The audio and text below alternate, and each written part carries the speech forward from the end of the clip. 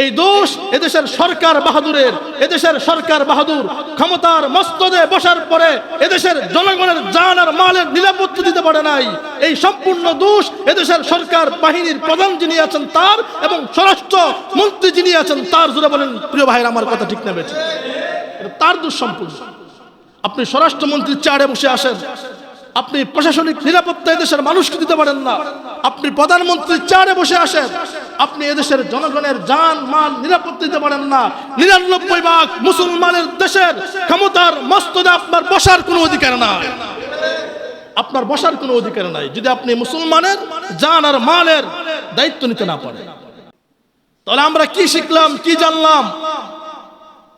আমরা এটাই জানলাম, আমরা প্রায় সময় উদাহরণ দিয়ে বলে থাকি আইয়ামে জাহেলিয়াতের যুগ অত্যন্ত খারাপ যুগ ছিল।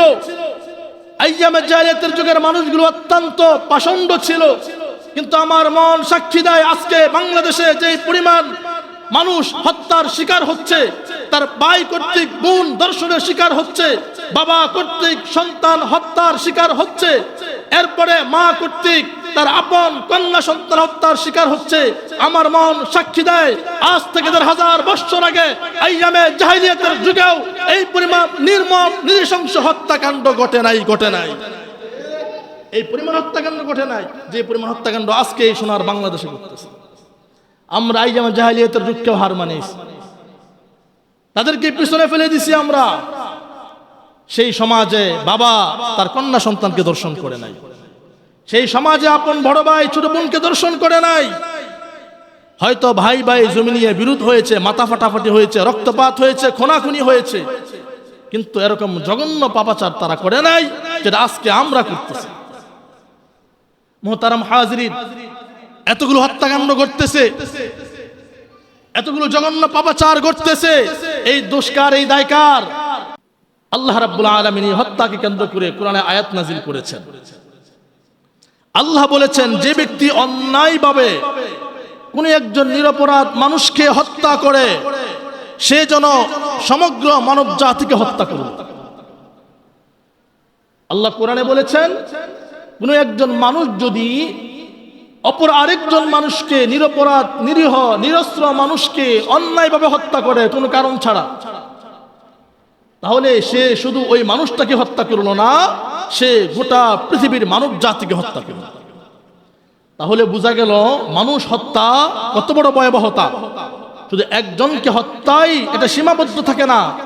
আল্লাহ মানুষের রক্তের মূল্য দিয়েছেন, আল্লাহ মানুষের ইজ্জত সম্মানকে উদ্দিন করেছেন। আল্লাহ নিষেধ করেছেন তোমরা একজন আরেকজনকে হত্যা করো না। আল্লাহ রাব্বুল আলামিন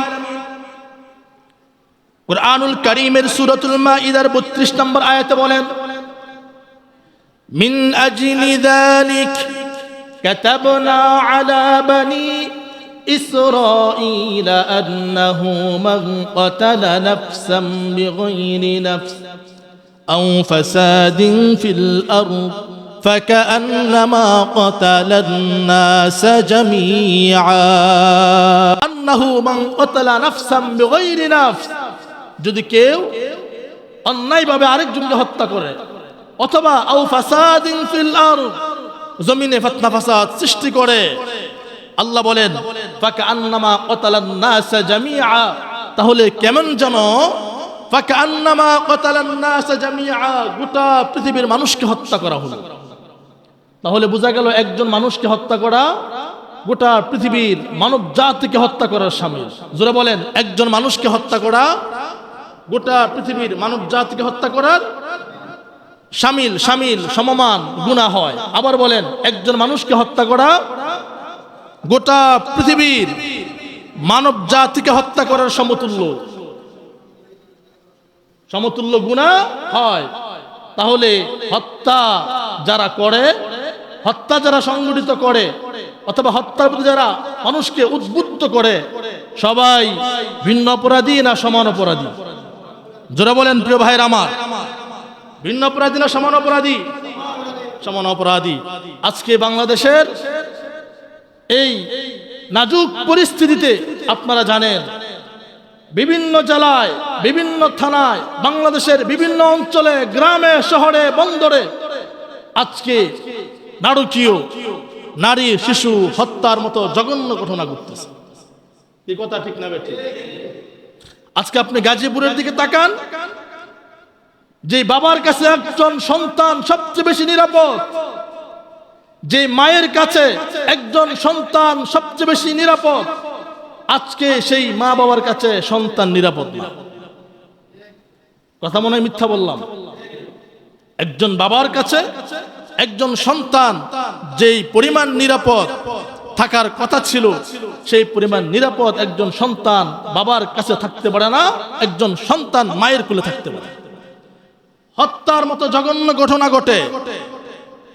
আজ বাংলাদেশের বিভিন্ন জেলায় নির্মম নৃশংস নারকীয় হত্যাকাণ্ড ঘটতেছে। তার বাস্তব নমুনা আমাদের পার্শ্ববর্তী জেলা গাজীপুর। আরেকটি ঘটনা ঘটেছে নোয়াখালীর ফেনীতে। আবার একই ঘটনা ঘটেছে বরিশালে, আবার ঘটেছে দিনাজপুরে। যারা আমরা সামাজিক যোগাযোগ মাধ্যমে চোখ রাখি, প্রিয় ভাইরা আমার, শুধু হত্যা করে ক্ষান্ত হয় না, হত্যা করার আগে দর্শনও করে। এই কথা ঠিক না বেঠিক? আর এই দর্শনের দোষ চাপিয়ে দেয় মসজিদের নিরীহ ইমামের উপর। এই কথা ঠিক না? এই তো ফেনীর ঘটনা। একজন বড় ভাই তার 14 বছরের ছোট কিশোরী বোনকে লাগাতার হারে দিনের পর দিন রাতের পর রাত দর্শন করেছে, বিনিময়ে বোনটি প্রেগনেন্ট হয়েছে। আপন বড় ভাই তার ছোট বোনকে দর্শন করেছে রাতের পর রাত, দিনের পর দিন। যখন বোন প্রেগনেন্ট হয়েছে, জিজ্ঞেস করা হলো এই ঘটনা কিভাবে ঘটাইলা? তখন সে জবাব দিল, সকালবেলা মক্তবে যায়, মসজিদের ইমাম এই ঘটনা ঘটাইছে। ইমামকে গ্রেফতার করা হলো সেই ডক্টর ইউনূসের আমলে। ইমামকে গ্রেফতার করা হলো। গ্রেফতারের পর নিরীহ ইমামের চাকরি চলে গেল, তার বাবার ইসলামিক ফাউন্ডেশন থেকে চাকরি চলে গেল, সমাজে লাঞ্ছিত হলো, বঞ্চিত হলো। 1 বছর জেল, জুলুম, রিমান্ড, নির্যাতন সব সহ্য করলো, বাবার সম্পদ বিক্রি করলো, আদালতে মামলা লড়লো, সম্পদ বিক্রি করে সব শেষ। যখন ডিএনএ টেস্ট করা হলো, ডিএনএ টেস্টের মাধ্যমে তথ্য আর প্রমাণ মিলেছে এই মেয়ের পেটে যে বাচ্চা আছে, এই বাচ্চার বাবা মসজিদের ইমাম সাহেব নয়, এই বাচ্চার বাবা এই মেয়ের আপন বড় ভাই। 2 রুমের ঘর, 1 রুমে তার বাবা মা থাকে, আরেক রুমে ভাই বোন থাকে। সেই ভাই বোন একসাথে থাকার সুবাদে তারা এই পৈশাচিক আচরণ একজন আরেকজনের সাথে করে। মোহতারাম হাজিরিন, আওয়ামী লীগের সময় একই ঘটনা ঘটেছিল। স্বামী থাকে প্রবাসে, তার বউ করে পরকিয়া দেবরের সাথে। এটা সন্তান দেখার কারণে আপনারা জানেন সন্তানকে জবাই করে মসজিদের ছাদে রেখে দিয়েছিল। এরপরে এই দোষ দিয়েছিল ইমাম আর মুয়াজ্জিনের কাছে। সর্বশেষ প্রবাস থেকে যখন সন্তানের বাবা ফিরে আসে, সে সন্দেহজনকভাবে যখন দেবরের নাম বলছে, আপন ছোট ভাইয়ের নাম বলছে, রিমান্ডে জিজ্ঞাসাবাদের মাধ্যমে প্রমাণ হলো এই হত্যাকাণ্ড ইমাম আর মুয়াজ্জিন মসজিদের খাদেম ঘটাই নাই, ঘটাইছে এই মেয়ের আপন চাচা। তাহলে আমরা কি শিখলাম, কি জানলাম? আমরা এটাই জানলাম, আমরা প্রায় সময় উদাহরণ দিয়ে বলে থাকি আইয়ামে জাহেলিয়াতের যুগ অত্যন্ত খারাপ যুগ ছিল। আইয়ামে জাহেলিয়াতের যুগের মানুষগুলো অত্যন্ত পাষণ্ড ছিল। কিন্তু আমার মন সাক্ষী দেয়, আজকে বাংলাদেশে যে পরিমাণ মানুষ হত্যার শিকার হচ্ছে, তার ভাই কর্তৃক বোন ধর্ষণের শিকার হচ্ছে, বাবা কর্তৃক সন্তান হত্যার শিকার হচ্ছে, এরপরে মা কর্তৃক তার আপন কন্যা সন্তান হত্যার শিকার হচ্ছে। আমার মন সাক্ষী দেয়, আজ থেকে 1000 বছর আগে আইয়ামে জাহেলিয়াতের যুগেও এই পরিমাণ নির্মম নৃশংস হত্যাকাণ্ড ঘটে নাই। এই পরিমাণ হত্যাকাণ্ড ঘটে নাই যে পরিমাণ হত্যাকাণ্ড আজকে এই সোনার বাংলাদেশে ঘটতেছে। আমরা আইয়ামে জাহেলিয়াতের যুগকেও হার মানিয়েছি, তাদেরকে পিছনে ফেলে দিছি আমরা। সেই সমাজে বাবা তার কন্যা সন্তানকে দর্শন করে নাই, সেই সমাজে আপন বড় ভাই ছোট বোনকে দর্শন করে নাই। হয়তো ভাই ভাই জমি নিয়ে বিরোধ হয়েছে, মাথা ফাটাফাটি হয়েছে, রক্তপাত হয়েছে, খুনাখুনি হয়েছে, কিন্তু এরকম জঘন্য পাপাচার তারা করে নাই যেটা আজকে আমরা করতেছি। মুহতারাম হাজিরিন, এতগুলো হত্যাকাণ্ড ঘটতেছে, এতগুলো জঘন্য পাপাচার ঘটতেছে, এই দুষ্কার, এই দায়কার? জোরে বলেন, এই দুষ্কার আপনার আমার না, এই দোষ এদেশের সরকার বাহাদুরের। এদেশের সরকার বাহাদুর ক্ষমতার মস্তদে বসার পরে এদেশের জনগণের জান আর মালের নিরাপত্তা দিতে পারে নাই। এই সম্পূর্ণ দোষ এদেশের সরকার বাহিনীর প্রধান যিনি আছেন তার, এবং স্বরাষ্ট্র মন্ত্রী যিনি আছেন তার। জোরে বলেন প্রিয় ভাইরা, আমার কথা ঠিক না বেঠিক? তার দোষ সম্পূর্ণ। আপনি স্বরাষ্ট্রমন্ত্রীর চেয়ারে বসে আসেন, আপনি প্রশাসনিক নিরাপত্তা এদেশের মানুষকে দিতে পারেন না। আপনি প্রধানমন্ত্রীর চেয়ারে বসে আসেন, আপনি এদেশের জনগণের জান মাল নিরাপত্তা দিতে পারেন না। 99% মুসলমানের দেশের ক্ষমতার মস্তদে আপনার বসার কোনো অধিকার নাই। আপনার বসার কোনো অধিকার নাই যদি আপনি মুসলমানের জান আর মালের দায়িত্ব নিতে না পারেন। প্রিয় ভাইরা, আমার কথাগুলো খুব গরম ভাষায় বললাম। কেন বললাম? এই জন্য বললাম যেন আমার কথাগুলো আপনাদের কর্ণকুহরে গিয়ে পৌঁছে। যতক্ষণ না পর্যন্ত আপনি আমি অপরাধের শিকার না হই, যতক্ষণ না পর্যন্ত আপনার আমার অন্তরে আঘাত না লাগে, ততক্ষণ পর্যন্ত আপনার আমার হুঁশ ফিরে আসে। হুঁশ ফিরে আসে। আজকে ঘটনা আমার পরিবারে ঘটুক, আমার ঘুম ভাঙবে। আজকে ঘটনা আমার সমাজে ঘটুক, আমার ঘুম ভাঙবে। আজকে ঘটনা আমার পার্শ্ববর্তী ঘরে ঘটুক, আমার ঘুম ভাঙবে। কিন্তু ওই যে গাজীপুর ঘটেছে তো কি হয়েছে, ওই যে নোয়াখালী ঘটেছে তো কি হয়েছে? আরে ভাই, কি হয় নাই তা না, নোয়াখালী হয়েছে তো কি হয়েছে, গাজীপুর হয়েছে তো কি হয়েছে? এই ঘটনা যে পুনরাবৃত্তি তোমার খাল পারে ঘটবে না, কি এমন গ্যারান্টি আছে তোমার? অতএব আমাদের সতর্ক হওয়া উচিত, সজাগ থাকা উচিত। প্রশাসনিকভাবে এদেশের সরকারের প্রত্যেকটা জনগণকে সহযোগিতা করা উচিত। কথা ঠিক কিনা প্রিয় ভাইয়ের আমার? মুহতারাম হাজিরিন, আল্লাহ রাসূল সাল্লাল্লাহু আলাইহি ওয়াসাল্লাম বলেন যে মানুষ কিয়ামতের আগে এতটা হিংস্র হবে, কিয়ামতের আগে মানুষের রক্তের কোনো দাম মানুষের কাছে থাকবে না। কিয়ামতের আগে মানুষ যাকে হত্যা করবে, কি কারণে হত্যা করবে এটাও সে জানবে না। যে হত্যা করবে সে জানবে না আমি কি কারণে হত্যা করতেছি। যাকে হত্যা করা হবে সেও জানবে না আমি কি কারণে হত্যার শিকার হচ্ছি। এটা হলো কিয়ামতের আলামত। আজকে আপনি দেখেন গোটা বাংলাদেশে একই চিত্র। তার কেন হত্যা করলো? কোনো কারণ ছাড়া, কোনো কারণ ছাড়া। আপনারা অবাক হবেন, আমি গতকালকে একটা ম্যাগাজিনে একটা ঘটনা পড়ছি, ভারতের সম্ভবত কোনো একটা গ্রামের ঘটনা। সেখানে 3-4 বন্ধু টিকটক করে, ওরা চিন্তা করতেছে ওদের বয়স বেশি না, 16, 17, 18 এর ভিতরে হবে। আপনারা কি আমার কথাগুলো শুনতেছেন না ঘুমাইতেছেন? শুনতেছেন? হাত তুলেন তো, মাশাআল্লাহ, হাত নামান। তো ওরা বলতেছে জেলের জীবনের অভিজ্ঞতা তো আমাদের নাই, জেল কিভাবে খাটে আর ওখানে কি জিজ্ঞাসাবাদ করে এই অভিজ্ঞতা দরকার আছে। চিন্তা করেন শয়তান কেমনে ধোঁকা দেয়। জেল জীবনের অভিজ্ঞতা দরকার আছে।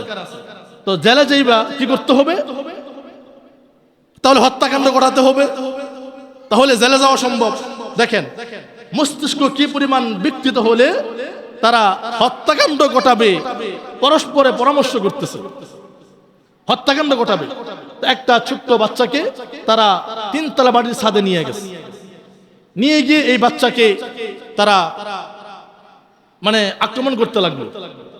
সর্বশেষ বাচ্চার কাপড় খুলে, বাচ্চার লজ্জাস্থান কেটে, এরপরে বাচ্চার হাত কেটে, পা কেটে, বাচ্চার চোখের ভিতরে আঙ্গুল দিয়ে চোখ খুলে অন্যায়ভাবে অত্যন্ত কষ্ট দিয়ে তারা একজন নিষ্পাপ নিরীহ মাসুম বাচ্চাকে তারা হত্যা করেছে। ইট দিয়ে মাথা থেতলিয়ে তারা হত্যা করেছে। বলে না কেন হত্যা করেছে? জেলের অভিজ্ঞতা অর্জন করার জন্য। হত্যা করার পরে যখন পুলিশ আসলো, যখন তাদেরকে জিজ্ঞাসাবাদে রিমান্ডে নিয়ে যাওয়া হলো, জিজ্ঞাসাবাদ করা হলো কেন হত্যা করছো, এই বাচ্চার কি দোষ ছিল? অথচ বাচ্চা কি জানে তারা কেন হত্যা করছে? নবী হাদিসে বলছেন যাকে হত্যা করা হবে সেও জানবে না যে তারা কেন হত্যা করা হয়েছে। বাচ্চা তো জানতো না। নবীর হাদিস সত্য না মিথ্যা? কথা বলে না, সত্য না মিথ্যা? তো জিজ্ঞেস করা হলো তার তোমরা কেন হত্যা করলা? ওই বাচ্চারা জবাব দিল যে আমরা জেল জীবনের অভিজ্ঞতা অর্জন করার জন্য এই বাচ্চাটাকে আমরা হত্যা করছি। নাউজুবিল্লাহ। মুহতারাম হাজিরিন, আল্লাহ রাসূল বলেছেন লা যাওয়ালুদ দুনিয়া আহওয়ানু আলাল্লাহ মিন কতলি মুমিনিন বিগাইরি হক। আল্লাহর নিকট সমগ্র পৃথিবী ধ্বংস হয়ে যাওয়া একজন মুমিনকে অন্যায়ভাবে হত্যা করার চেয়েও নামান্ত। অর্থাৎ একজন মানুষকে হত্যা করা তাম পৃথিবী হত্যা করার চেয়েও ভয়ঙ্কর। একজন মানুষকে হত্যা করা তাম পৃথিবীর মানুষকে হত্যা করার চেয়েও ভয়ঙ্কর। আরেক হাদিসে আসছে, আল্লাহর নবী বলেন, সহিহ আল বুখারী শরীফের হাদিস, আউয়ালু মা ইউকদা বাইনান নাসি ইয়াওমাল কিয়ামাতি ফিদ দিমা। বুখারীর হাদিসে নবীজি বলেন, কিয়ামতের ময়দানে সর্বপ্রথম মানুষের রক্তের বদলার হিসাব নেওয়া হবে, বিচার করা হবে। যদি কেউ কোনো মানুষকে অন্যায়ভাবে হত্যা করে, তার শরীর থেকে রক্ত ঝরায়, আল্লাহর নবী বলেন এক ফোঁটা রক্ত জমিনে পড়ার আগে আল্লাহর আরশ পর্যন্ত কেঁপে ওঠে। আজকে আল্লাহর কোরআন মানুষের রক্তের দাম দিয়েছে, নবীর হাদিস মানুষের রক্তের দাম দিয়েছে, স্বয়ং আল্লাহর নবী মানুষের রক্তের দাম দিয়েছে, আল্লাহর আরশ আজিম মানুষের রক্তের দাম দিয়েছে। কিন্তু মানুষ এতটা জঘন্য পাপাচারে লিপ্ত হয়, একজন মানুষ হওয়া সত্ত্বেও আরেকজন মানুষের রক্তের কোনো মূল্য দেয় না। একজন মানুষ আরেকজন মানুষের রক্তের কোনো মূল্য দেয় না। প্রিয় ভাইরা আমার, আজকে সুন্দরবনের হরিণের দাম আছে, একটা বাঘের দাম আছে। আপনি যদি কোনো পাখিকে হত্যা করেন, যদি প্রশাসন জানতে পারে, আপনার জেল জুলুম হবে। একটা পাখির দাম আছে। আমি মনে করি একজন নিরীহ নিরপরাধ মানুষের রক্তের কোনো দাম নাই, জীবনের কোনো দাম। যদি তার টাকা পয়সা না থাকে, যদি সে মামলা লড়তে না পারে, মিথ্যা মামলায় ফাঁসিয়ে তাকে আজীবন 14 শিকলের ভিতর বন্দী করে রাখা হয়। কথা ঠিক না ঠিক? এটা বলতে আপনারা ভয় পান? এটা যে ঠিক বলতে ভয় পান তো মনে হয় তো ভয় পান। ঠিকটাও জোরে আওয়াজ দিয়ে কন না, জোরে বলেন তো ঠিক না ঠিক?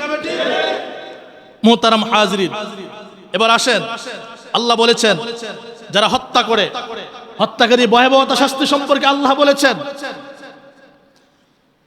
আল্লাহ রাব্বুল আলামিন পবিত্র কুরআনুল কারীমের সূরাতুন নিসা এর 93 নম্বর আয়াত আল্লাহ তাআলা বলেন, ومن يقتل مؤمنا متعمدا فجزاؤه جهنم خالدا فيها وغضب الله عليه ولعنه وأعد له عذاب جهنم। আল্লাহ বলেন, যে ব্যক্তি ইচ্ছাকৃতভাবে কোনো মুমিনকে হত্যা করবে তার প্রতিফলন হবে জাহান্নাম। যে ব্যক্তি কোনো মুমিনকে ইচ্ছাকৃতভাবে মুতাআম্মিদা ইচ্ছা করে হত্যা করছে, তার প্রতিফলন কি হবে? জাহান্নাম। খালিদান ফিহা, আল্লাহ বলেন সে সেখানে আজীবন বসবাস করবে, সে জাহান্নাম থেকে কোনোদিন মুক্তি পাবে না, তাকে আজীবন জাহান্নামে থাকতে হবে। আপনারা মনে করতে পারেন যদি কেউ কাউকে হত্যা করে তো হত্যাকারী হয়তো গুনাহ শাস্তি ভোগ করে আবার ফিরে আসবে। আমরা জানি না যে যদি মুসলমান হয় জীবনে একবার হলেও জাহান্নাম থেকে ফিরে আসবে? আল্লাহ বলছেন না, অসম্ভব। যদি কোনো হত্যাকারী কাউকে হত্যা করে, হত্যাকারী এই যে জাহান্নামে ঢুকবে, কাফেরের যে শাস্তি, মুশরিকের যে শাস্তি, আল্লাহর একজন নিরীহ নিরপরাধ মানুষকে হত্যা করার একই শাস্তি, সে কোনোদিন জাহান্নাম থেকে বের হতে পারবে না। কারণ মুমিন মুসলমান কোনোদিন হত্যাকাণ্ড সংগঠিত করতে পারে। কথা ঠিক না ঠিক? মুহতারাম হাজির, আল্লাহ বলেন ওয়াগদিবাল্লাহু আলাইহি ওয়া লাআনাহু ওয়া আ'আদ্দা লাহু আযাবু জাহান্নাম। আল্লাহ বলেন আল্লাহ তার প্রতি রাগান্বিত হবেন এবং তাকে অভিশাপ দিবেন, তার জন্য চিরস্থায়ী জাহান্নামের ব্যবস্থা করে রাখবেন। মুহতারাম হাজিরিন, আল্লাহ রাসূল বলেন কোন নিরীহ মুসলমানের গায়ের রক্ত ঝরানো আল্লাহর নিকট কাবা ঘর ধ্বংসের চেয়েও বেশি ভয়াবহ। ধরেন যদি আজকে কেউ কাবা ঘরে আক্রমণ করে, কোথায়? সৌদির বাদশা মনে আপনার জামাই আদর করবে, এই সমাজ আপনার জামাই আদর করবে, কি করবে?